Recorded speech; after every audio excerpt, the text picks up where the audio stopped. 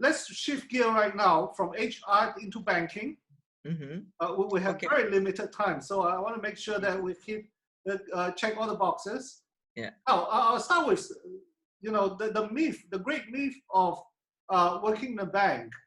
I'm quite sure you would have received a lot. Let me name a few, yeah? Number one, do I get extra high pay working for a bank? Yes or no? Yes.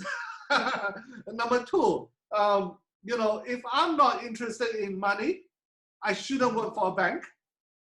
Yes Not or no? necessarily. If I'm a creative, yeah, I shouldn't be working for a bank because it's all about systems. Not necessarily. Now let's dive into that one. Okay. If like HR, people always think like HR is hiring and firing, right? And in the same tone, for banks, I think you have to know about money. Of course, to be in the bank, you must have a bit of a knowledge about the financial sector. But in the banks, we have a diverse skill set. There are accountants, of course, but there are also people for marketing, where we say, where they do communications, they do campaigns, promotions, what have you. So they need to be creative in those areas.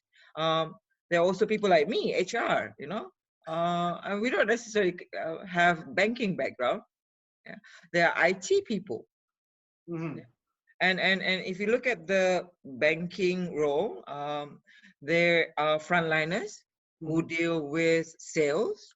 You see all those bank tellers in the branches, and you see those personal bankers, yeah, who There's no need deal for creativity in that role. Yeah. Is there? Yeah. So those are frontline jobs, yeah. But there are also corporate jobs in finance, like auditing, like risk management, like credit risk, retail risk, all that. There are also, there's so many now. So what are the level entry requirement to be a banker? Say that again? What are the level entry requirement to be a banker? Do I necessarily need to have a degree? What if I'm a school leaver? If you're a school leaver, yeah, and if you want to start working in the bank, you can apply to be a bank teller. That's the entry level. Yeah. So bank teller is, the girl at the counter or the guy at the counter who actually, helps you withdraw money, deposit, all that kind of stuff. And if you want to take on financing, they're the ones explaining to you at the counter. That's a bank teller role. Yeah.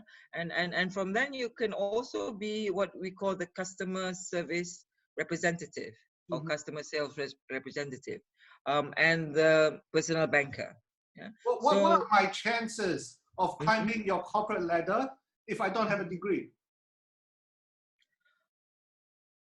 Chances are, if I'm really hardworking. If you're hardworking, and you take your exams, you have to remember, working in a bank means that you're working with other people's assets. Yeah, it's people's money and it's people's asset that you are handling. So it is required that you must be competent in your role.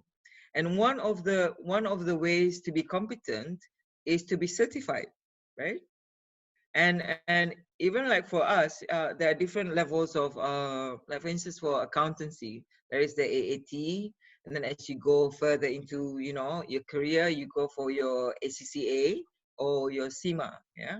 And even then after, you can go for your what we call the Chartered Financial Analyst, CFA. So there's a lot of this certification, professional qualifications that's required. If you want to go up the career ladder, certification is important, because then it shows your competence to be able to give financial advice, to be able to make the right sort of analysis and decisions and judgments about how you handle people's money and people's assets. You also have to remember, money is a sensitive thing. Yeah, and it's risky business. If you do not know what you're doing, even if you got one digit wrong, so you need, for an accountant, for instance, they need to be able to have attention to detail. to be able to see where things go wrong and to be able to rectify and resolve those issues. So depending on which role you want to take, I mean, there's also like the auditing role, where if you do not want to, you can move into audit after you've been doing other stuff within the bank, because you have already known the processes in the bank, the practices in the bank. So then you say, okay, what kind of controls do we need to make sure to have in place, or if there are issues, how those can be resolved. So there are many roles in the bank.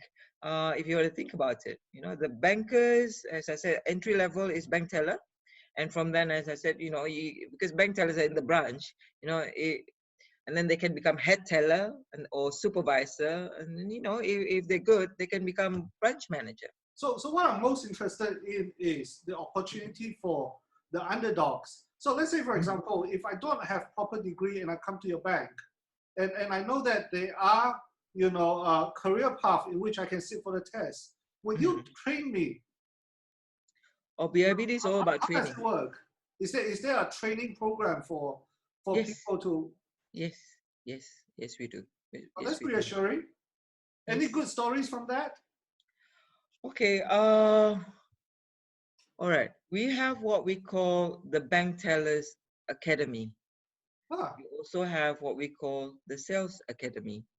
Most of our junior staff go through not only the technical training or the customer, because they're customer facing, so they have to go and be trained on how to actually deal with difficult customers, on how to manage, overcome problems that they face with customers. We also have what we call the contact center, the ones that you call the help desk. Right. So they are also trained. Yeah. So if you've experienced with these people, you can see that they have been trained, because they know how to address people. They know how to manage issues that customers face. So they've gone through that kind of training. If we think that they can be promoted, if they have the potential to be promoted, then because at that level, there's a lot of competition, of course, for a supervisory role, for instance. They would have to compete, but that's based on orang punya skills. So let's go back to the first myth that I asked about, and you say yes. So it's not a myth that you get extra pay or higher than the industry average if you work for a bank. So that's a good news, isn't it? Yes, we are quite competitive in our salary package. Of course, it's like if you compare to the other big private organizations, our salary is not as great. But I think the way that we reward our team, our employees, is through performance bonuses. Yeah, if you perform really well, then you'll be rewarded through our performance bonus system. So that's every year. So that's at the end of every financial year. And if our company or our organization, performed really well, then that will be shared, with employees.